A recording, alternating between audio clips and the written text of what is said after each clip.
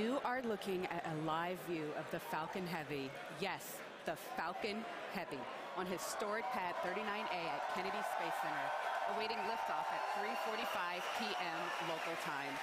Welcome to our live launch webcast. My name is Lauren Lyons. I'm an engineer in our flight reliability department here at SpaceX, and I am so excited to be here with you today, along with my co-hosts, bringing you coverage of the first ever test flight of Falcon Heavy.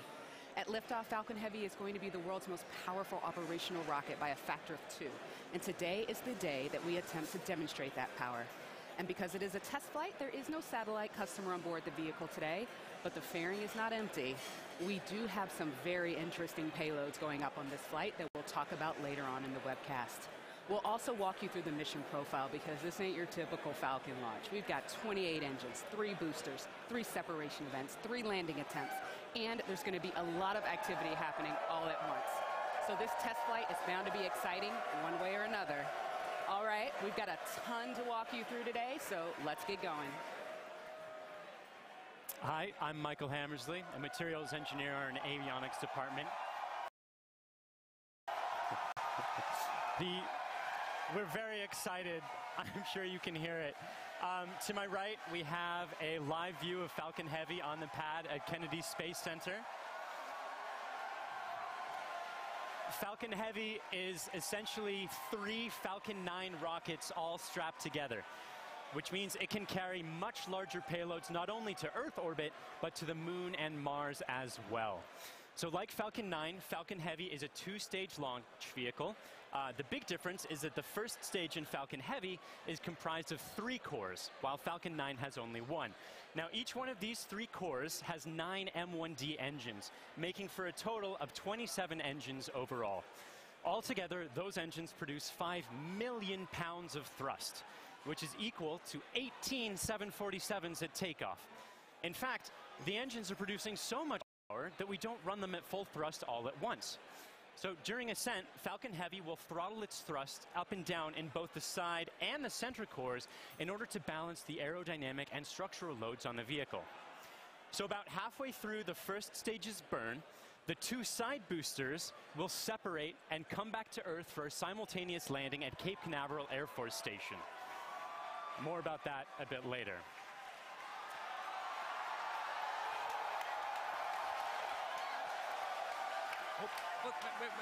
Wait. At that point, the mission proceeds very much like a standard Falcon 9 flight. The center core will keep on firing for another minute to burn all of its fuel, and it will perform a standard stage separation from the second stage on top. This second stage, with the fairing right at the very top there, the second stage is exactly the same as any other Falcon 9 flight, except we've loaded a bit more helium onto it this time. Now, that second stage will be sending our payload way out into a Mars-crossing orbit, which we'll also get into a bit later. But all in all, with a successful launch, Falcon Heavy is going to be the largest and most powerful operational rocket in the world. We're very excited to be launching it today. Let's check in on exactly how it's doing. Good afternoon. I'm John Innsbrucker, the Falcon Principal Integration Engineer at SpaceX. We're currently at T-minus 17 minutes, 40 seconds and counting down. The good news that all systems are go for launch. We're working no problems with the SpaceX test flight of the Falcon Heavy launch vehicle. Now we're currently loading propellant on all 3 first stage boosters, and we began loading a couple minutes ago on the second stage LOX tank. Now this is the same method that we use on the single-core Falcon 9. It just scaled to handle 3 first-stage boosters. Now we're loading liquid oxygen and kerosene. We do that because in order to support combustion, you need oxygen. And in the vacuum of outer space, there isn't any. So we bring our own liquid oxygen, chilled and densified. You may have heard densified in the past. That allows us to pack the maximum amount into the LOX tanks on the Falcon Heavy. Now our fuel is refined petroleum, RP1.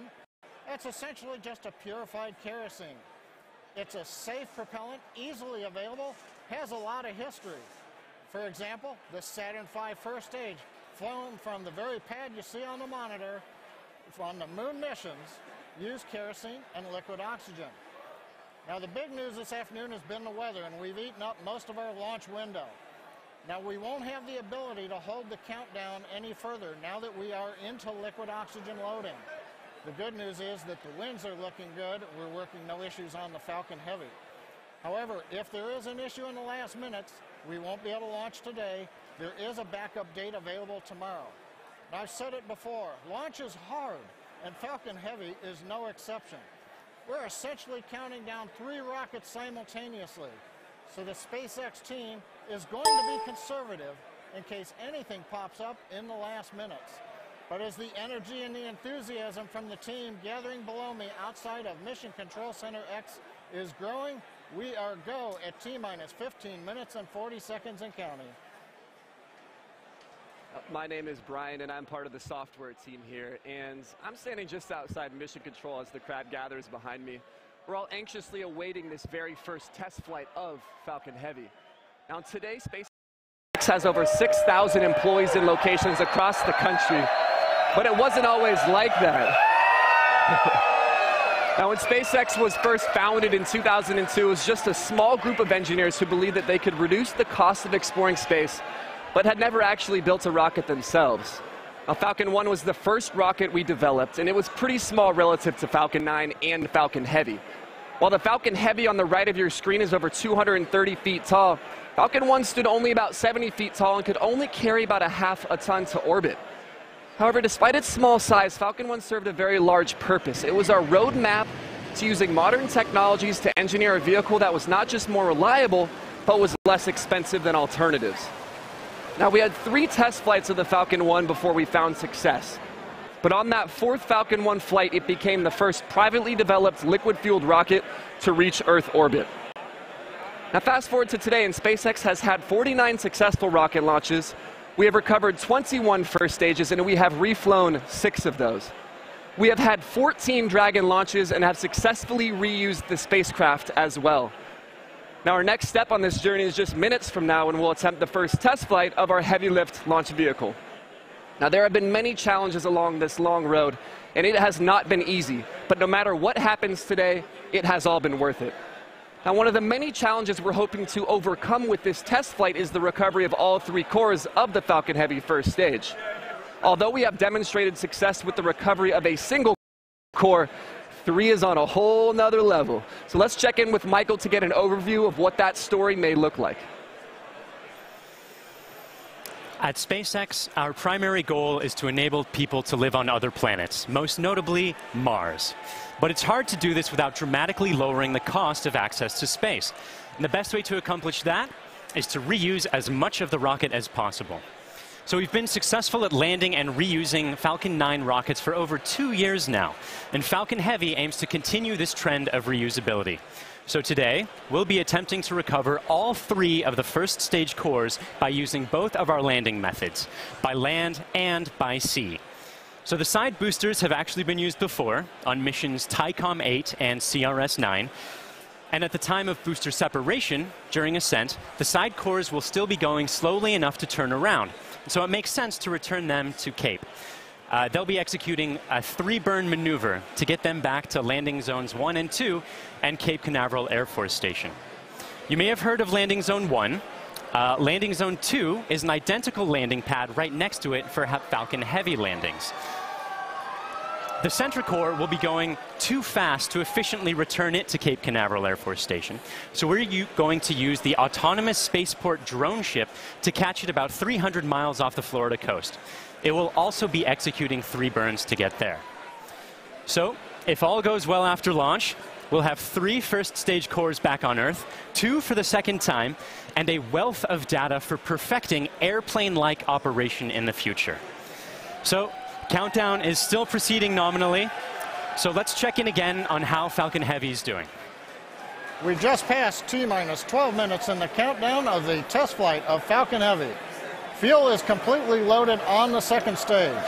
The first stage is also loaded with fuel, except for a small top-off that'll happen between T-minus 7 minutes and T-minus 6 minutes. Our major activity now is loading liquid oxygen on the boosters and the second stage.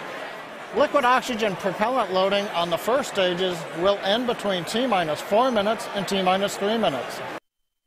Liquid oxygen loading on the second stage is the last one to finish ending by T-minus 2 minutes. Now, in addition to loading propellant, the team is preparing to perform their final checks of the Merlin engines. We'll begin chill-in of the Merlin engine turbopumps with liquid oxygen as typical at T-minus 7 minutes like we do on Falcon 9 flights.